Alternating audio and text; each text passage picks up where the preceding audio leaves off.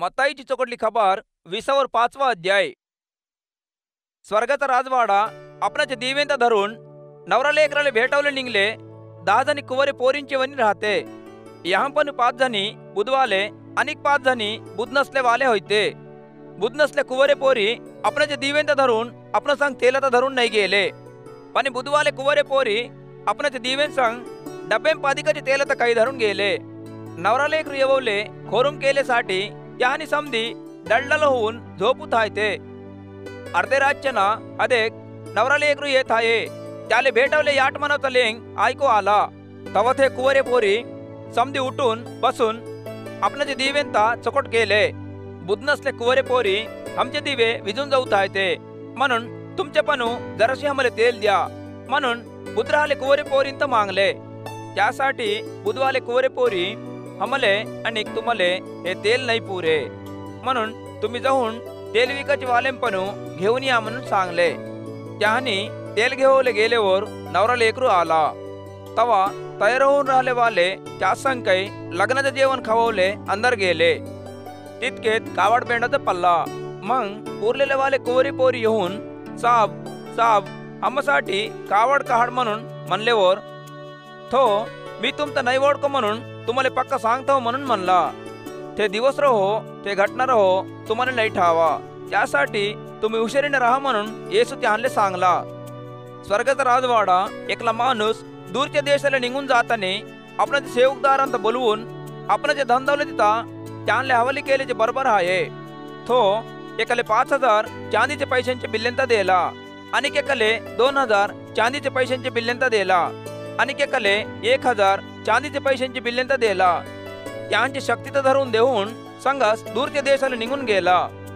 5,000 चांदीचे पैशांचे बिल्ल्यांता घेतलेला वाला जाऊन त्यांकून व्यापार करून आणि 5,000 चांदीचे पैशांचे बिल्ल्यांता कमवला.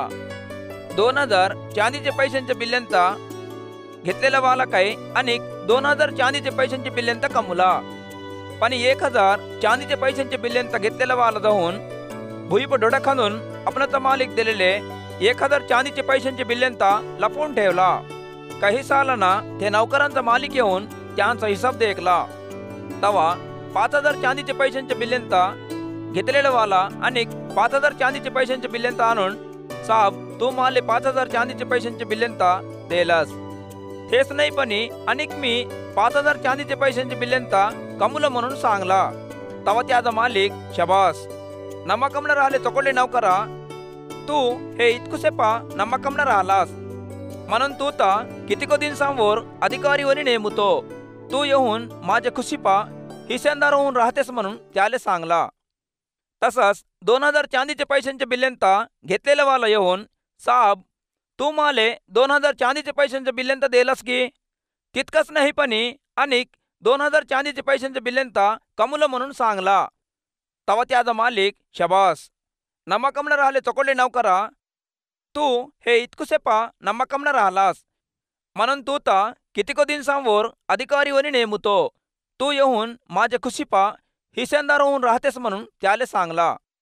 मग 1,000 चांदीचे पैशांचे बिल्ल्यांता घेतलेला वाला येऊन साब नाही पेरले जागेपणू कापतेस आणि नाही सिपले जागेपणू पिकता मिरवचा खूप कठीण वाला होईस म्हणून माले ठावास. म्हणून मी भिवून तू दिले 1,000 चांदीचे पैशांचे बिल्ल्यांता लपून ठेवलो.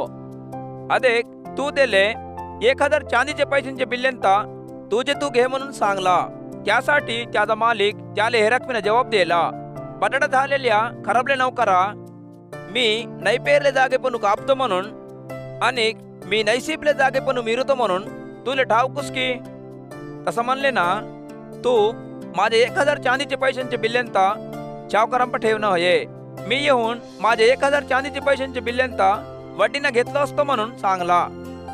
हे 1,000 चांदीचे पैशांचे बिल्ल्यांता त्याच पणू घ्या. 10,000 चांदीचे पैशांचे बिल्ले राहिले वालेले त्यांता द्या. कसं म्हणले ना, राहिले हर एकले देवत पडते, त्याले अनेक इतका अधिक होते. नाही राहिले वाले पणू त्याले नाही राहिले वाले तर काही काढवता पडते. ते बिनकामाच्या नौकरदारता बहेर राहूचे बिलमा टांदारपा ढगलून द्या. ते लढावचा दार तुटवता राहते. माणसाचा लेख आपणाच्या महिमेना आणि त्याच्या सामने दूतानं सांग आल्यावर तो आपणाच्या महिमेचे राजगादीवर बसून राहते. तवा समदे जातीचे माणसांता त्याचे पुढे मिरवचं पडते. मेंढ्यांचा गायकी शेरड्यांचे मंदेपणू मेंढ्यांता कसा अलग करतेयो तसाच तो त्यांता करते. आपणाचे उजव्या अंगणू मेंढ्यांता आणि डाव्या अंगणू शेरड्यांता उभं करते. तवा राजा आपणाचे उजव्या अंगणू उभं होऊन राहोचे वाल्यांता देखून माझ्या बापाकून आशीर्वाद घेतलेले वाले ना या कलिघल्लेपणू तुमच्यासाठी तयार करून राहिलेले राजवाडेता आपणाचा करा. कहा म्हणले ना माले भूक लागल्यावर तुम्ही माले खववले देल्या, तहान लागल्यावर तुम्ही माले पिववले पाणी देल्या, परदेशी होऊन राहतानी तुम्ही माता जोर केल्या, कपडे नाही राहतानी तुम्ही माले कपडे देल्या, गिरणे राहतानी तुम्ही माता देखावा आल्या, बंदीखाने पर राहतानी तुम्ही माझ्यावर आले म्हणून सांगला. तवा नियतवाले प्रभू तू भुकेने राहतानी देखून तुले कवा खवत देलू, तू तहानेतून राहतानी तुले कवा पाणी देलू, तू कवा परदेशी होऊन राहोत देखून तू तर जोर केलू, तू कवा खुडसा होऊन राहोत देखून तुले कपडे देलू, कवा तू गिरणे राहोत देखून आणि बंदीखाने पर राहोत देखून तुझे जोर आलू म्हणून राजे तर पूछतेत. त्यासाठी राजा खूप गरिबाने राहोचे हे माझे भाऊ बंधंपणू एकले तुम्ही केल्या म्हणून माले काही केले म्हणून तुम्हाला मी पक्का सांगतो म्हणून त्यांता म्हणला. तवा तो राजा डाव्या अंगण उभं होऊन राहोचे वाल्यांता देखून सापाने घेतलेले वाले ना तुम्ही माता सोडून सैतानले आणि त्याचे दूतनले तयार केलेले कवचले पेटोची विस्तप जा. कहा म्हणले ना तुम्ही माले भूक लागल्यावर खववले नाही दिल्या, माले तहान लागल्यावर तुम्ही माले पिववले पाणी नाही दिल्या, आणि परदेशी होऊन राहतानी तुम्ही माता जोर नाही केल्या, पुढचं राहतानी तुम्ही माले लयवले कपडे नाही दिल्या, आणि गिरेने बंदीखाने पर राहतानी तुम्ही माता देखावले नाही आले म्हणून सांगते.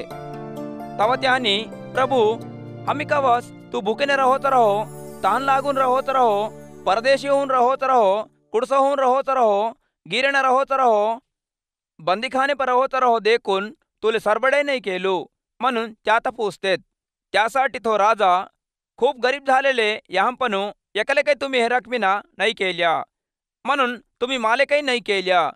त्यासाठी तुम्हाला मी पक्का सांगतो म्हणून त्यांता म्हणला.